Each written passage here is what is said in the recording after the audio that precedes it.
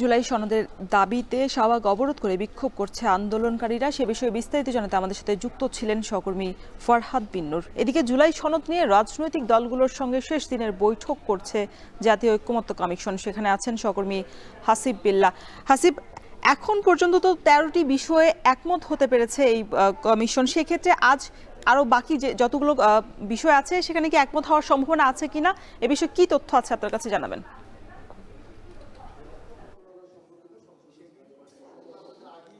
আসলে এই দ্বিতীয় দফার সংলাপে প্রায় 22টি বৈঠক ইতিমধ্যে সম্পন্ন হয়েছে। 22 দিন অতিবাহিত হয়েছে। আজকে 23তম বৈঠক। আজকেই আলোচনা শেষ করতে চায় ঐকমত্য কমিশন।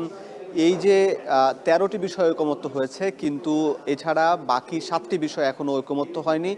এই 7টি বিষয় এর আগেও একাধিকবার আলোচনা হয়েছে।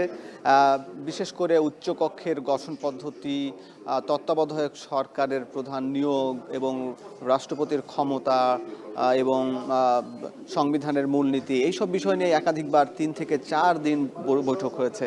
এই বিষয়গুলো নিয়ে আলোচনা হয়েছে, কিন্তু ঐকমত্যে পৌঁছানো যায়নি। রাজনৈতিক দলগুলো তাদের অবস্থান স্পষ্ট করেছেন। যে 13টি বিষয়ে ঐকমত্য হয়েছে বলা যাচ্ছে, সেখানেও কিন্তু রাজনৈতিক দলগুলোর কারো কারো দ্বিমত আছে। সেখানে তারা নোট অফ ডিসেন্ট দিয়েছেন। তা আসলে বলা যাচ্ছে না যে আজকে 7টি বিষয় ঐকমত্যে আসলে আসা সম্ভব কিনা। তবে আলী রিয়াজ কিছুক্ষণ আগেই ঐকমত্য কমিশনের সহসভাপতি বৈঠকের শুরুতে বলেছেন যে এই 7টি বিষয়ে তারা ঐকমত্যে পৌঁছাতে চান। রাজনৈতিক দলগুলোকে তারা একটা সিদ্ধান্ত দিয়ে দেবেন এবং যে আলোচনাগুলো আগে নিজেদের ব্যাখ্যা বিশ্লেষণ করেছেন রাজনৈতিক দলগুলো, সেখানে হয়তো আজকে সেই সুযোগ কম থাকবে। তারা একমত হ্যাঁ কি না এরকম বিষয়গুলো নিয়েই এই সনদ চূড়ান্ত করা হবে এবং আজকেই এই বৈঠকটি শেষ করা হবে বলে কমিশন সভাপতি জানিয়েছেন। এবং আগামী কাল এবং পরশু যেহেতু ছুটি থাকছে, সাধারণত শুক্র শনিবার এই কমিশনের বৈঠক হয় না, সেক্ষেত্রে কমিশন এই যে চূড়ান্ত একটি খসড়া, যেটি একটি খসড়া এর আগেও রাজনৈতিক দলগুলোর কাছে দেওয়া হয়েছিল, সেখানে রাজনৈতিক দলগুলো তাদের মতামত জানিয়েছে এবং সেই মতামতের আলোকে আবার সেটিকে আমলে নিয়ে ঐকমত্য কমিশন আবার একটি চূড়ান্ত খসড়া সেটি রাজনৈতিক দলগুলোর কাছে পাঠাবে। এবং আশা করা যাচ্ছে, কমিশনের সহসভাপতি বলেছেন যে আগামী শিগগিরই বা 2-3 দিনের মধ্যেই এই খসড়াটি রাজনৈতিক দলগুলোর কাছে পাঠিয়ে একটি স্বাক্ষর যেটিতে করবেন, সেই স্বাক্ষরের কাজটিও তারা শেষ করে নিতে পারবেন। কিন্তু এই স্বাক্ষর পরবর্তী সময়ে এটি বাস্তবায়ন হবে কিভাবে, এটি নিয়ে কিন্তু রাজনৈতিক দলগুলোর মধ্যে দ্বিমত রয়েছে।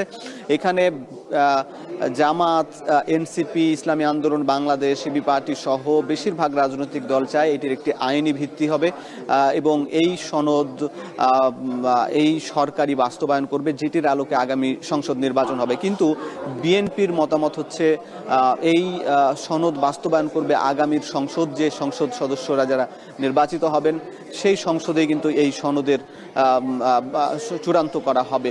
এবং সেটা নিয়ে কিন্তু গতকালকেও রাজনৈতিক দলগুলোর মধ্যে দ্বিমত হয়েছে, আজকেও এই বিষয়গুলোতে দ্বিমত আসছে। আমি যদি বলি যে আজকে যে বিষয়গুলো নিয়ে বৈঠক বা আলোচনা, যে বিষয়গুলো সিদ্ধান্ত নিতে চাই কমিশন, তার মধ্যে 7টি বিষয় আমি আবার একটু আপনার মাধ্যমে দর্শকদের জানিয়ে দিতে চাই। তার মধ্যে একটি হচ্ছে সরকারি কর্ম কমিশন, যার পিএসসির নিয়োগ, এবং দুর্নীতি দমন কমিশন, মহা হিসাব নিরীক্ষক, নিয়ন্ত্রক এবং ন্যায়পাল নিয়োগের বিধান। এই যে সাংবিধানিক পদগুলো নিয়োগ কিভাবে হবে, এইটি নিয়ে কিন্তু এর আগেও বৈঠক হয়েছে, কিন্তু ঐকমত্যে পৌঁছানো যায়নি। রাজনৈতিক দলগুলো চায় প্রধানমন্ত্রীর বা নির্বাহী বিভাগের ক্ষমতা ভারসাম্য আনতে, কিন্তু বিএনপি বলছে যে না, এটি।